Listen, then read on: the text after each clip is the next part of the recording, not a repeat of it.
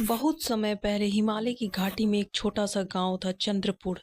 उस गांव के पास एक सुनसान महल था जिसे लोग चांदनी महल कहते थे। कहा जाता है कि वहां हर पूर्णिमा की रात अजीब रोशनी चमकती है। कोई भी व्यक्ति वहां जाने की हिम्मत नहीं करता था, लेकिन एक दिन साहसी लड़की आर्या ने ठान लिया कि वह सच पता करके रहेगी। वह बचपन से ही जादुई कहानियों की शौकीन थी। अपनी दादी से सुना था कि महल में नीलम मणि छिपी हुई है, वह मणि जिसे पाने वाला किसी भी इच्छा को पूरा कर सकता था। आर्या ने एक छोटा सा बैग लिया और रात को निकल पड़ी। जंगल में हवाएं सरसराने लगी। पैरों की छाया किसी रहस्यमय प्राणी जैसी लग रही थी। दूर कहीं उल्लू की आवाज गूंज रही थी। आर्या ने दीपक जलाया और आगे बढ़ी। अचानक उसे पत्तों के बीच से एक नीली चमक दिखाई दी। वह एक पुरानी लोहे की चाबी थी। चाबी पर लिखा था, जो सच्चा दिल रखे वही द्वार खोले। वह चाबी उसने संभाल कर रख ली। जब वह महल पहुंची, दरवाजे अपने आप चरमराया। दीवारों पर जड़ी मूर्तियां जैसी जीवित थी। हवा में खुशबू और डर दोनों घुला था। महल के बीचों बीच एक विशाल शीशा था।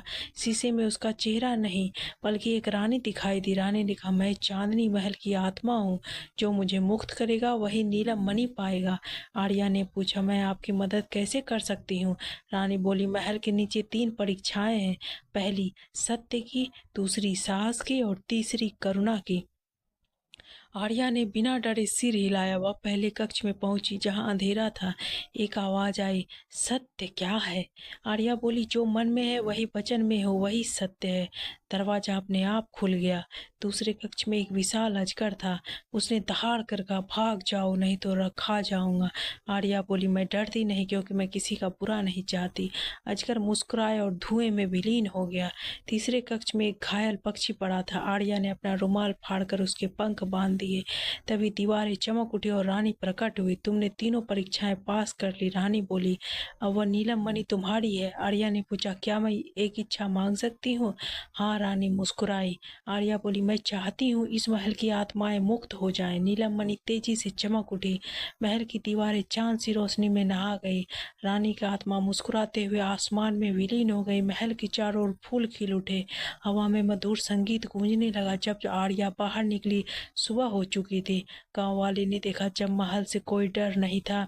उस सबने आर्या का स्वागत किया और उसे चांदनी रक्षक कहा। उसने नीलम मणि गांव के मंदिर में रख दिया। वह हर पूर्णिमा की रात वहां सफेद रोशनी चमकती थी। वह रोशनी डर नहीं बल्कि आशा और प्रेम की निशानी थी। आर्या ने कहा, सच्चा जादू नीलम में नहीं, दिल में होता है। बच्चे उसे सुनकर तालियां बजाने लगे। दादी मुस्कुराई, अब नई कहानी बन गई मेरी बहादुर आर्या की। और उस दिन से चांदनी महल कभी वीरान नहीं हुआ, क्योंकि वह साहस और दया का जादू हमेशा के लिए बस गया था।